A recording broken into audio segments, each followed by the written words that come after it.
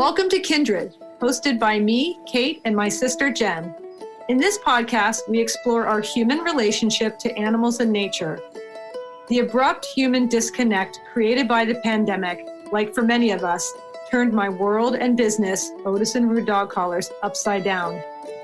But it also emphasized the critical need in myself and others to reconnect to animals and nature for our overall well-being. Join us every week as we interview scientists, conservationists, animal advocates, authors, and many others.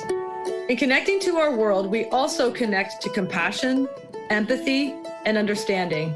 How can we see ourselves as not separate from animals and nature, but as a part of an active ecosystem? Welcome to Kindred. How is everybody today? How are you, my darling sister, Jennifer? I am really great. Are you? Did Yep. you have a good weekend? Sure. Yeah, good, definitely. good, Really good. Busy, pretty busy. good. Did you Yep. get out and about? Did you clean your cute pond? My Yeah, sister has a really cute koi pond. Mhm. What do you call that? Yeah, you could call it. It's quite meditative and lovely to It sit is. by. So good to have everybody here. A couple of highlights today that we have for you. First of all, our guest though is Nadia Aly. She is an underwater wildlife photographer and videographer. I'll introduce her in a second, but because of who we're interviewing, I wanted to highlight two people that I find really important. They're doing incredible work. The first is actually an artist out of England, I think Southwest England. Her name is Sarah_Lawson_art. And she just does beautiful pencil drawings of underwater creatures and animals and also land animals. She does, commissions. She does commissions. You've seen her artwork. You saw the one of the wolf. I watched the wolf, like she did a like a time-lapsed video of her creating it. Yes, that was incredible. That wolf she drew, I think was from a photograph that Steve Wood's photography took, documenting the wolves on the coast of British Columbia. Yeah. They're kind of small, they're beautiful. So check out Sarah Lawson. That's on Instagram, by the way. Most of what I'm going to tell you is from Instagram. The other organization is Only One, and they are at Only One on Instagram, and they are made up of Christine Minnemeyer, Shawn Heinrichs from Blue Sphere Foundation, and Paul Nicklin, and they are leaders in the conservation world, basically just trying to save Mother Nature overall. They're doing an incredible amount of work, and please follow them. And Nadia mentions them in this interview. All these links will be in the show notes, and you can find everything you need on our website, kindredpodcast.co, and email us, contact us, let us know what you think about this conversation. We're really curious to get your feedback. We wanted to talk to her because, to me, her photography really tells a story, and she's trying to give a voice to animals. And I would say she's really ocean animal, like focused, right? Marine life. Right. And her photography has this, she can document patterns. She photographs patterns in nature so beautifully. And she also photographs up close. She can get very close to these little is it the manta shrimp that are so beautiful, and that you were saying they look like beads all together, and they got really these eyes and she gets right up close, and they're very intimate and very, you can tell, you feel like you're meeting the little creature, which is really sweet. And I think at this point I feel like photography is just another form of conservation, and her work offers us a connection to what's happening under the water.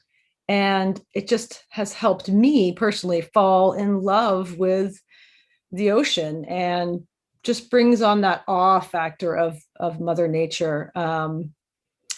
And I can't wait for you to hear her tell you about the Mobula ray aggregation. It's very cool. And she won Photographer of the Year in 2020 for a picture she took from that aggregation. Yeah, enjoy the interview. We had a lot of fun. She's very inspirational and very smart and very talented. So we'll see you guys after the interview. Nadia, hey, welcome to Kindred. Hey, thanks for having me. Yeah, absolutely. We are so excited to hear everything you have got in store for us. Could you just introduce yourself and tell us a little bit about you and your business? Yeah, so as you said, my name's Nadia Aly. I'm an underwater photographer, expedition leader, and overall ocean entrepreneur. Okay, nice. So tell us a little bit about your business. What do you do? I do so many different things. I have a website called scubadiverlife.com where we have almost 2 million followers online. I also have Scuba Diver Life Expeditions, where I take people on expeditions around the world. One of the main ones being to swim with humpback whales in Tonga, but do other cool trips like the Mobula ray aggregation, which I'm actually about to head out to this week. Things like the Sardine Run, Alaska, Antarctica. I try to do basically trips that are animal specific and mostly underwater. So anyone can get on your website and say, hey, can I go swim with the humpback whales? And this is what you'll take me there? Yeah, we'll make that happen. Ideally, that person is a good swimmer and has an ocean experience. But yeah, that is probably one of the most fulfilling things, is to take people to swim with humpback whales. That must be absolutely incredible. That would be a dream. I'm not a strong swimmer. I drowned, not all the way as a child, obviously. But maybe I don't know. Maybe I could sit in the boat. I don't know. That just sounds incredible. Being in the boat is just as exciting. Yeah. Okay. All right. Well, let's put that on the list. So tell me about your very first dive. My very first dive, I was I think I was 13 or 14, and I was in Jamaica. I was with my parents on holiday. I grew up in Ontario in Canada, so once a year they would take us to Jamaica for March break for a week. And I remember a girl, Stephanie, was there from my high school or my school, and she and I went scuba diving. And on that first dive, I descended and I looked up at Stephanie, and she had blown her eardrums and blood was pouring out of her ears. And so that was my very first dive. Oh my gosh. Oh my gosh. Wait, so you were already certified and she was too? This was like, at the resort, we're kids. They're kind of like taking us to do like a Discover Scuba. This was not a certified dive. This was just kind of getting kids in the water to show them how amazing scuba diving is. So that didn't traumatize you. You're like, okay, exactly. Blood pouring out of ears, but let's just, I guess I'll try again. So then what happened? I guess like I have really poor memory, so that took over. And later on, no, I really have a terrible memory. Join the crowd. Yeah, and so what really happened is, I did high school, I did my undergrad, I did my master's, I did all the education things. And then I didn't really explore the ocean again until 2010, where I was at Microsoft and I was entering all these online video contests. And at that time, no one was entering online video contests. And so I ended up winning a trip to Fiji. And so one of my best friends and I went to Fiji, and this trip was just basically a 2-week scuba diving trip. Wow. And so I came back from that trip and I fell in love with the ocean, and actually probably a week later started Scuba Diver Life. Wow, that's incredible. Wow, that's incredible. Yeah. So what was the first photo you took that made you think, right, this is me, this is what I want to do, and put you on that track? Well, I started Scuba Diver Life in 2010, so almost 11 years old this year. And I kind of started it as a hobby, and I had, made a lot of websites when I was a kid, 12, 13. Like I really loved the Backstreet Boys. So I made all these Backstreet Boys websites. And so I thankfully that hobby got me into making websites. And I made Scuba Diver Life. And as it kind of grew, I became more interested in creating high quality content. And so I went from Microsoft to Google, and then to another company called Patty, which is actually a scuba diving certification company. And in those years, this kind of passion grew to scuba dive the world and create high quality content. And so my first photo underwater, I actually had left Google, went to Backscatter in Monterey and given them all my money and said, I need the best equipment I can to capture the best quality stuff I can. So they sold, I must have spent like 20 grand. And I'm walking out the store with all this equipment, and I look back at this guy, Sterling, who's now one of my really good friends.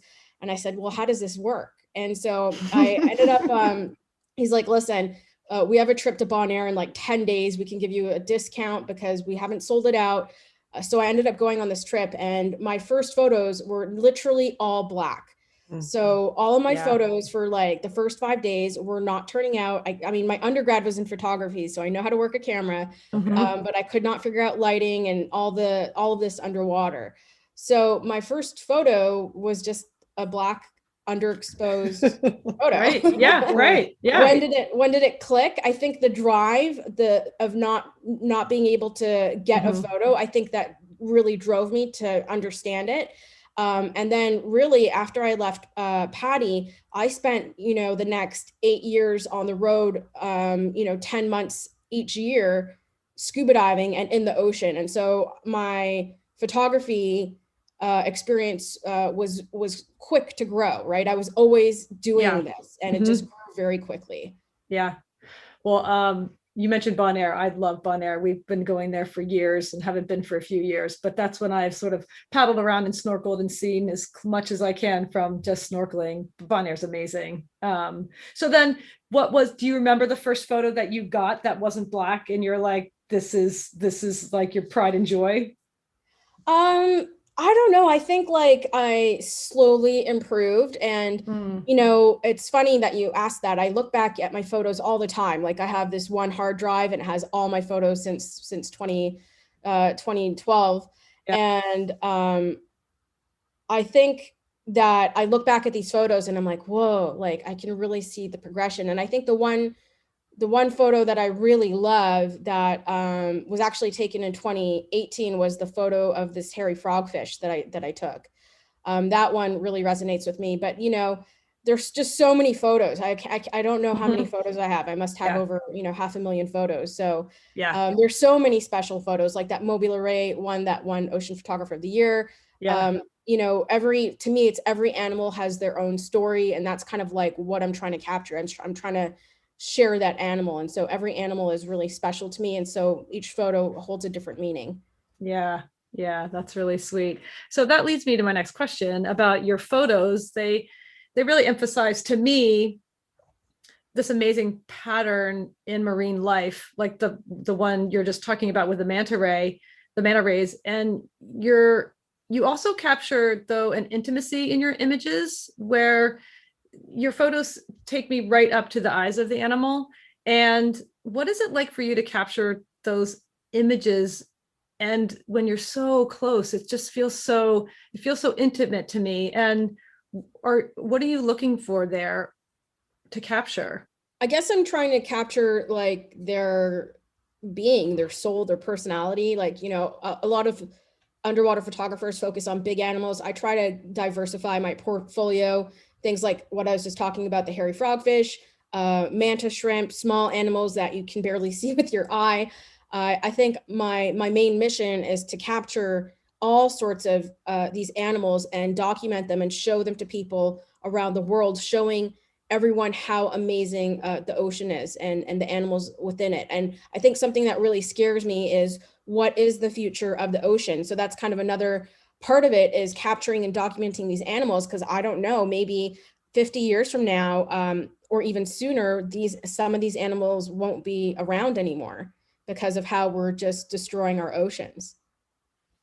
Yeah, absolutely. And through your photography, you're documenting animals in nature and creating a voice for them. And is that what drives you to travel the world, getting these images of wildlife? And what do you want us to hear?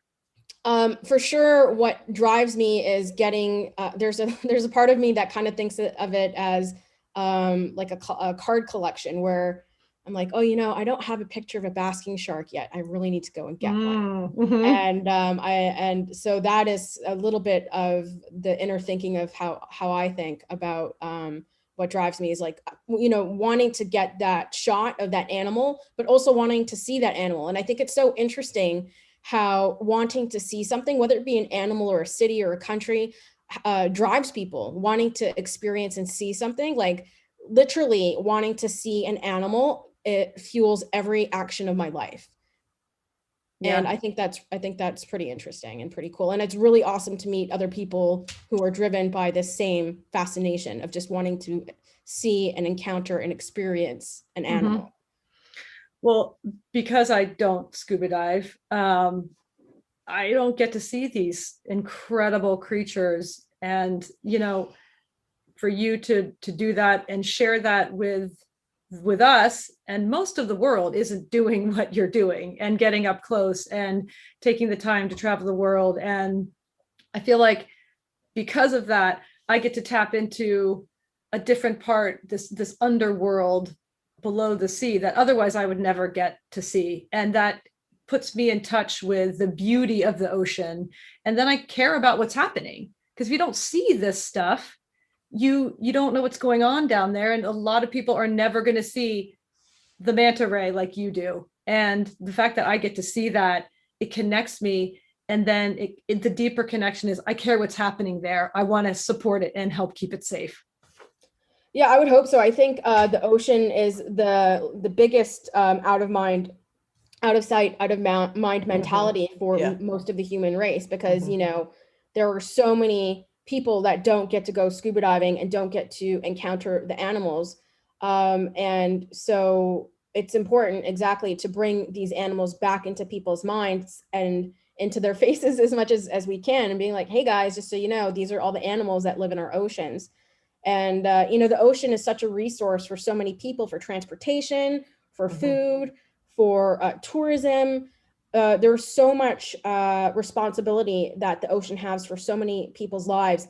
And I think it's, again, just really important to bring not, all the different issues, just not the animals, but the overfishing and the pollution and all these issues that the ocean faces, because it's just kind of been a dumping ground for so long for us, that we hopefully collectively as a species will one day take better care of it.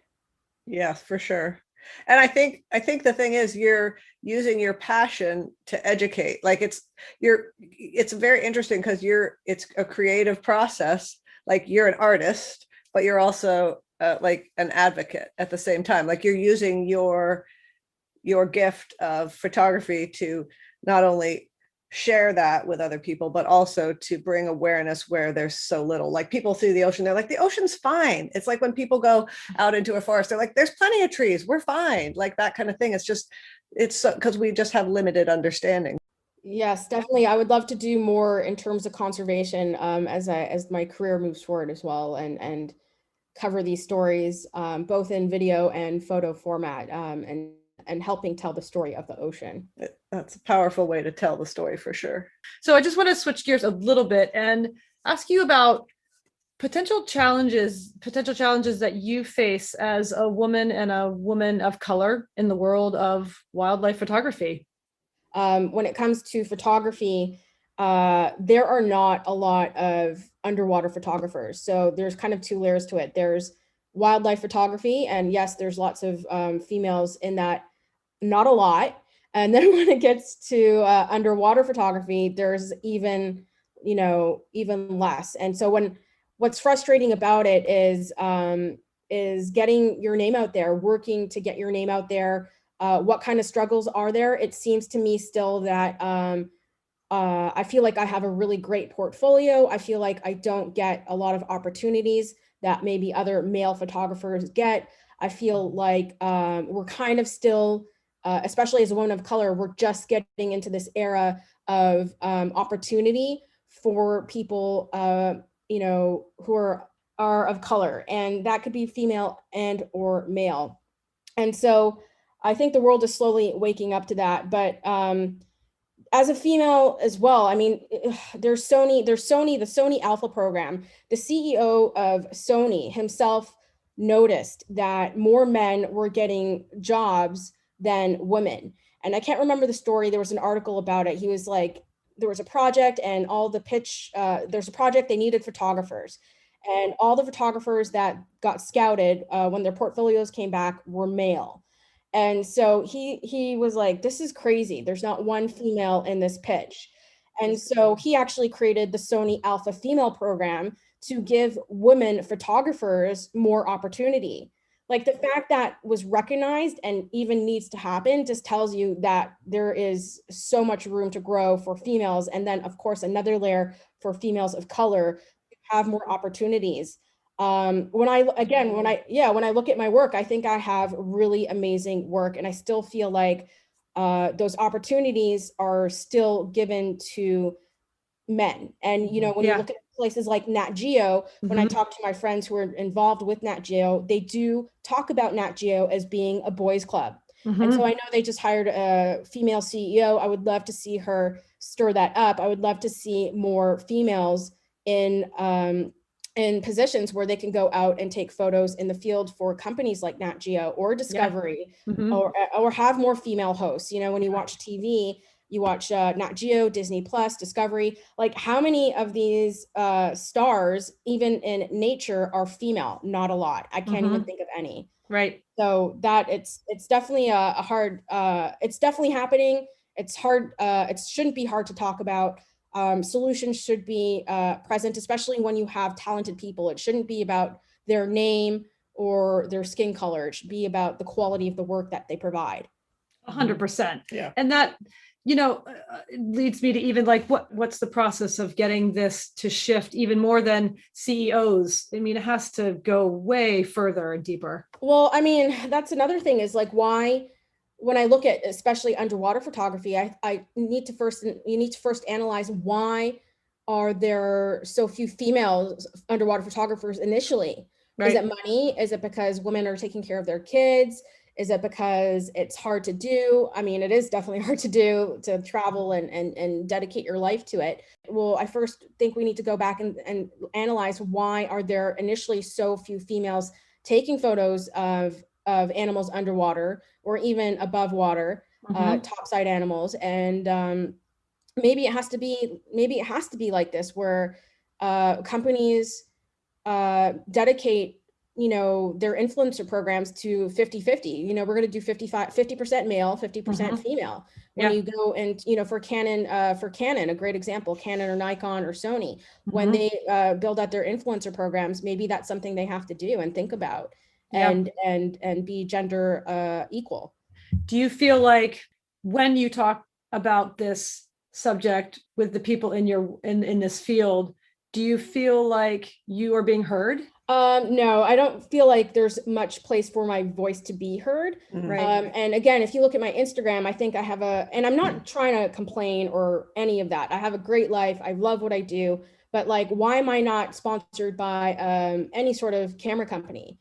Well, you know, and then I look at other people in my field or in wildlife photography, and a lot of them are white men, you know what I mean? And it kind of is just something I think about. I'm like, you know, I have such great work. My following is quite large, and I struggle to get any sort of, you know, sponsorships. And it just kind of, when I talk to my friends who are male, it just seems to kind of flow in for them.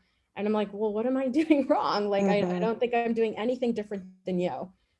Well, right. And it's not about what are you or any other woman doing wrong. It's and this is what this podcast is too. It's important for us to create another platform for women and women of color to speak and to be heard. Now, what would you say to a little girl who's loving the ocean, and what would your advice be for her? Someone who's listening to you talk and thinks, I want to be like Nadia. She's cool. Look at her. Look at those, you know, look at her photography. What would you say to her? I would say to any little girl, just follow your dreams and do what you need to do. Life is short. I think the reason I'm in this position is because of my first death experience. His name was David. and he died on his 4 hours before his 28th birthday in 2011. And if he didn't pass, I probably wouldn't be here, because it was such a motivational experience. I call it actually my awakening, because his death awoken me to how short life can be. And you know, to any person listening, whether they be little or not, follow your dreams and make it work. You know, I sacrifice. Like, I live at home here with my parents. I'm 36. I don't have a home because I travel 10 months of the year. I sacrifice my friendships and my relationships, and that is something that I knowingly have done to follow my passion to dive the world and see these animals. That is something I've given up. And so it's just about figuring it out. If you want to do something, you just need to figure it out. You just need to go and do it. There's nothing preventing you from doing it except yourself. You just need to start. The only thing you need to do is start. So that little girl, she needs to pick up a camera, and she needs to figure out how she wants to be involved with the ocean. Does she want to be a marine biologist? Does she want to be a storyteller? Does she want to be a camera person, a photographer? She can do whatever she wants to do. You just need to be persistent and keep at it, and never give up. You might fail a million times, but just keep going at it until you get to where you want to be. Yeah, and keep asking the adults in your life the questions over and over and over again of how to gain access until they actually give you that access. Exactly. A lot of it is that, and people, like the whole world runs on who you know. So exactly. Yeah. The reason I do expeditions is so I can go and see these animals. And, I'm not going to go buy a $1 million house anytime soon, but I'm okay with that. I'm okay with having this life of just travel. It makes me happy, and that's what fulfills me.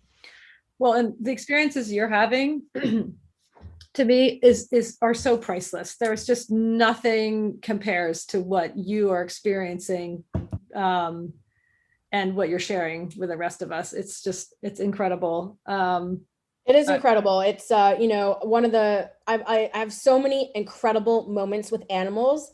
And that is just so special to me. Like, I could talk about these encounters for forever. One in particular was in Tonga, when I take people to swim with the humpback whales. There was one day at the, kind of what they say end of season, where I was in the water with 12 humpback whales for over like 6 hours, like the whole day. I've never been so happy in my life, because it was just the most amazing experience. These whales interacting and playing with you, 40-ton animals looking you in the eye, rolling around, mimicking you. It's amazing. That's incredible. That seems like a dream, honestly. It's a dream. I can't even imagine that in real life. That's incredible. So tell us actually about you won Photographer of the Year in 2020. Yeah. And tell us about how that came about. Well, you enter all these different competitions, and it was actually the first year of this contest, and it's run by Oceanographic Magazine out of the UK, and in partnership with Sea Legacy, which is LLC partnership nonprofit with run by Christina Mittermeier, Shawn Heinrichs, and Paul Nicklin. And so you've got three probably there of the top ocean conservationists in the world, looking for ocean talent and trying to broaden out the eyes on ocean conservation and underwater photography in general. So it was really exciting to win this. It was a big award. A lot of people entered it. A lot of people who do what I do entered it, and it was really fantastic to walk away with Ocean Photographer of the Year, as well as the Portfolio Award. So I was able to take away 2 there. That's incredible. Yeah, this photo was amazing. It was I'll never forget the date. It was April 23rd, 2019. And I had a scouting trip with one of my really good friends and expedition leaders, Jay Clue, who I run the trips with. And so we were in a secret location. We were scouting. And the reason we were scouting was because in Cabo and La Paz, when you do the Mobula rate trips there's other boats out there, and it can get very busy. And we were looking for the larger schools. So you get these schools of like 10,000 plus Mobula rays together. And so Mobula rays are kind of like a manta ray, you know, but a smaller species. And so they aggregate together in April and May and June along the coast of Baja, California and Mexico. And then they have smaller aggregations in November. And so we had already done a water day, and this was the second water day. And we're getting up really early, like 5:30 in the morning, because we want to get up before sunrise. When the sun rises, these Mobula rays just start jumping out of the water like popcorn. It actually sounds like popcorn hitting the surface of the water. It's pretty cool. It's, again, another amazing experience to encounter. But I would say, you know, from 6 to 10, we were just in really bad visibility. We could see some rays and it just wasn't working. It was a little bit cold. The sun wasn't out. And so it was about 10 a.m. and we started, you know, we said, you know, we're kind of saying, okay, let's give it another 30 minutes. And if we don't see anything, we'll go in for lunch and then come back out in the afternoon. And so we ran around this corner and it was just flat. It was flat. The sun has come out now. And all you just saw was like this very small disturbance at the surface. And the captain saw it. And then Jay saw it. And I couldn't see it. I was like, what are you guys looking at? I don't see it. And so we went over to this disturbance in the water. And you don't know what it is until you get in. So Jay and I hop in the water. And as I swim towards this school, they're becoming clearer and clearer. And it's, you know, now over 10,000 Mobula rays and like amazing crystal clear blue water. And they're just not even moving. You know, a lot of the time when you get in with these Mobula rays, they're moving or they're, you know, and they could be moving pretty quickly. These rays were almost moving in a group circular motion that once I got to the group, I didn't have to ever swim hard to stay with them. And I didn't get back on the boat for 4 hours. Yeah. So it was like definitely a National Geographic moment. Jay got out of the water at one point. For me, this is the first time I saw this. So I felt like as those 4 hours continued on, these rays got more comfortable with me, especially for about, I think the last hour, it was just me in the water. And so once it was just me in the water, I was, you know, trying to free dive down, terrible free diving skills. And it was almost like they were letting me into the group. You know, they're like, hey, look at this small female, like, let's let her, you know, we're cool now. Like, because every time you dive down, they would just spread apart. Yeah. And all of a sudden, you know, I kept diving down. They were letting me in with the school. And I thought it was so amazing. I'm sort of speechless. Yeah, It sounds crazy. incredible. So what is it sounding like under the water? Is it is it deadly quiet? Is it super loud when they all move? Yeah, it's, you know, I think scuba diving and free diving in general is pretty like meditative anyway, because when you're on scuba, all you're hearing is your breath and inhale and exhale. Right. When I'm there, you know, I'm kind of just hearing myself and, you know, trying to position myself with the sun, you know, behind me. I'm trying to read the animals. I'm trying to see how do you get a unique photo of being with the same group for 4 hours? You know, how do I go about capturing this? And then, you know, obviously I also need to shoot some video because this is crazy amazing. Yeah. Right. And, right. You know, yeah. So that's incredible. It's just peaceful. It's just a peaceful experience. It's bliss. Yeah. It sounds like absolute magic and absolute bliss. And I've so grateful to be able to share that, even the tiniest bit, by just hearing your story and then seeing the photograph. It just even gives it so much more depth. So tell us where we can find you on socials and website. Yeah, I'm actually starting an ocean clothing line soon too, and that's going to be called Ocean Inspired. Nice. Yeah, it's really cool. I've got I'm starting off with 10 baseball hats that are made from water bottles pulled from the ocean. Oh, that's so cool. Every hat you buy takes out 6 bottles from the ocean, 6 water bottles. And nice. That's called Ocean Inspired. And that's going to be oceaninspired.co. And then if you want to find out anything about me, you can go to Nadia Aly, NADIAALY.com. And there you can get access to my Instagram, my YouTube channel, and to my expeditions. And if you want to support me and buy a print, you can do that there as well. Well, that's amazing. Guys, you got to go, even just hop on Instagram. Your photos are there. It links to the website and all what you have, and they're incredible. Check out the the manta ray, what's it called? The big group, will you? Mobula ray aggregation. It's An aggregation. Even that's a Yeah. cool word just to say. Yeah, check out the Yeah. manta ray aggregation. Yeah. It's there, and you can see also the really quiet, sweet, up close moments that we were talking about, where you get to see the little like nail beds of the monkey and these beautiful, soulful, sentient beings that you're sharing with us. So thank you so much for everything. And thanks really so much for joining us today, Nadia. Yeah. So great to meet you. Thanks for having me. Really appreciate it. Can't wait to your hear the energy. episode.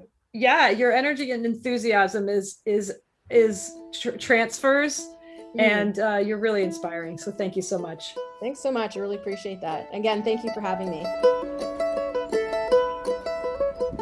We are back with a takeaway, and we loved talking to Nadia. She was inspirational, and her enthusiasm was contagious, and her dedication is absolutely inspiring.